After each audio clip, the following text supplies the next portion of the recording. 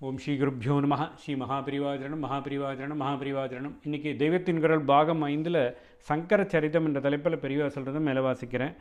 இது பக்கம் 790 ஆரம்பிக்கிறது. புஜங்க பிரயாதம் என்பதாக அடிக்கு 12 அட்சரங்கள் கொண்டதாக உள்ள விருத்தத்தில் ஆச்சாரியால் செய்துள்ள அநேக ஸ்தோத்திரங்களில் சிவபுஜங்கம் ஒன்று.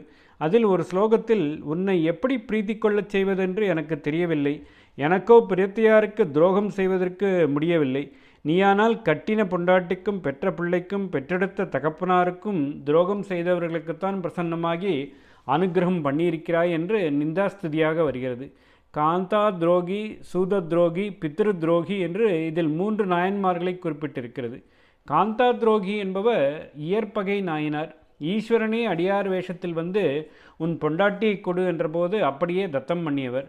இல்லையே எண்ணாத இயற் பகைக்கும் அடியேன் என்று சுந்தரமூர்த்தி சுவாமிகள் திருத்தொண்டர் தொகையில் சொல்கிறார். அப்புறம் அந்த கதையும் சிறுத்தொண்டர் சீராளன் கதை மாதிரியே சுவாமி விளையாடின சோதனை நாடகமாகி சந்தோஷமாகவே முடிகிறது.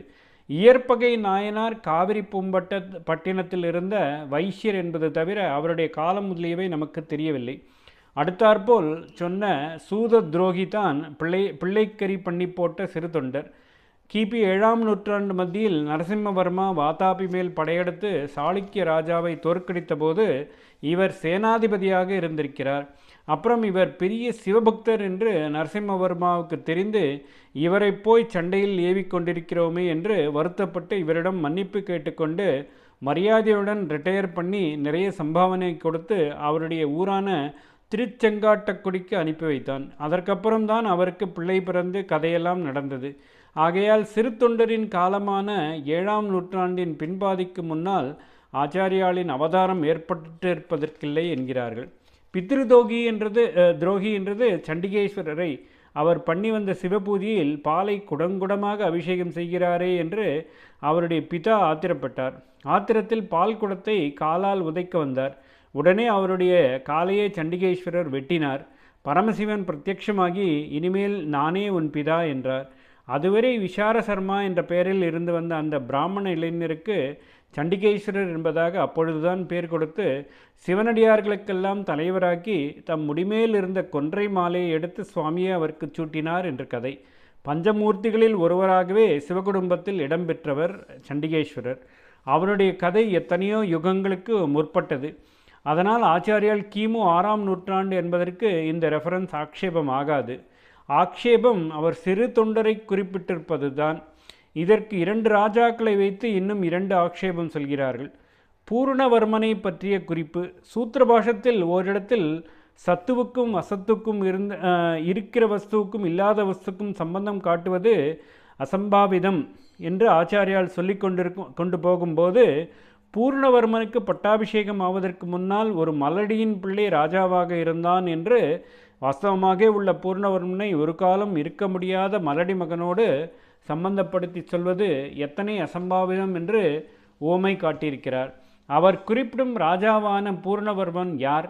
அவனுடைய காலத்தை கண்டுபிடித்து விட்டால் அவனுக்கு சமகாலத்தவராகவோ பின்காலத்தவராகவோ இருந்திருக்கக்கூடிய ஆச்சாரியாளின் காலத்தை கண்டுபிடித்து விடலாம் என்று ஆராய்ச்சி பண்ணியிருக்கிறார்கள்.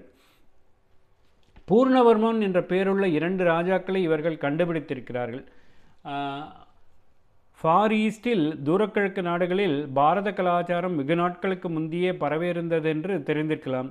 அவற்றில் யாவகம் எனப்படும் ஜாவாவில் கிபி 4ஆம் நூற்றாண்டில் ஒரு பூர்ணவர்மன் ஆட்சி செய்திருக்கிறான். அங்கே அவனுடைய பாதத்தை ஒரு பெரிய பாறாங்கல்லில் விஷ்ணு பாதம் மாதிரி செதுக்கி இருக்கிறது. அதிலேயே அவனுடைய சிலாசாசனமும் பொறித்திருக்கிறது. விஷ்ணுவுக்கு சமமானவன் என்று அவனை வர்ணித்திருக்கிறது. ஆனால் ஜாவா தேசத்து பூர்ணவர்மனை ஆச்சாரியால் எதற்கு உதாரணம் காட்டியிருக்கப் போகிறார்?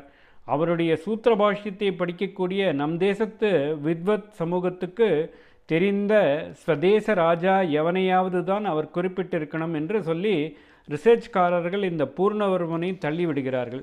அவர்கள் கண்டுபிடித்துள்ள இன்னொரு பூர்ணவர்மன் தான் நம் தேசத்தவன். மகத தேசத்தின் மேற்கு பகுதியில் ஆட்சி செலுத்தியவன்.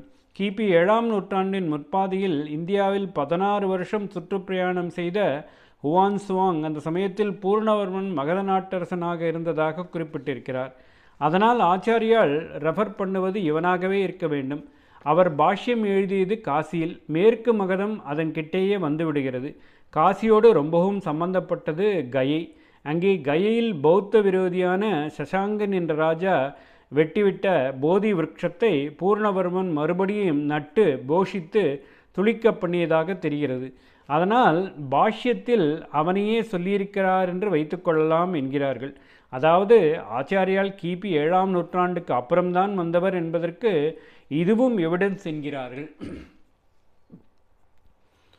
2 ராஜாக்களின் இன்னொருத்தன் யாரென்றால், ஃபாரிஸ் ராஜாவை பற்றி நம்முடைய ஆச்சாரியால் பாஷ்யம் எழுதி பிரச்சாரம் பண்ணும்போது குறிப்பிடுவதற்கில்லை என்றாலும், அந்த தூர தேசத்தில் நம்முடைய வைதிக மதமும் பௌதிக மதமும் பரவியதால் அங்கே நம்முடைய தெய்வங்களுக்கு கோவில், பௌத்த விகாரங்கள் முதலியன இருக்கின்றன. அகஸ்தியர், புத்தர், போதிஸ்வர் முதலியவர்களுக்கு விக்கிரகங்கள், அவர்களை பற்றி சாசன குறிப்புகள் ஆகியவும் இருக்கின்றன. இப்படி இந்தியன் இன்ஃப்ளூயன்ஸை காட்டுவதாக அங்கே ஆச்சாரியாலை பற்றியும் குறிப்பு கிடைக்கக்கூடியது சாத்தியமே. ஆச்சாரியல் அந்த தேச சமாச்சாரத்தை பாஷ்ய புஸ்தகத்தில் குறிப்பிடுவதற்கில்லை என்பது மாதிரியே அந்த தேசத்தினர் ஆச்சாரியாலை குறிப்பிட மாட்டார்கள் என்று சொல்ல முடியாது என்ற அடிப்படையில் இந்த இன்னொரு ராஜாவை பற்றி ஆராய்ச்சி செய்திருக்கிறார்கள். ஓம் ஸ்ரீ குருப்யோ நமः. ஸ்ரீ மகாபரிவாஜனம் மகாபரிவாஜனம் மகாபரிவாஜனம்.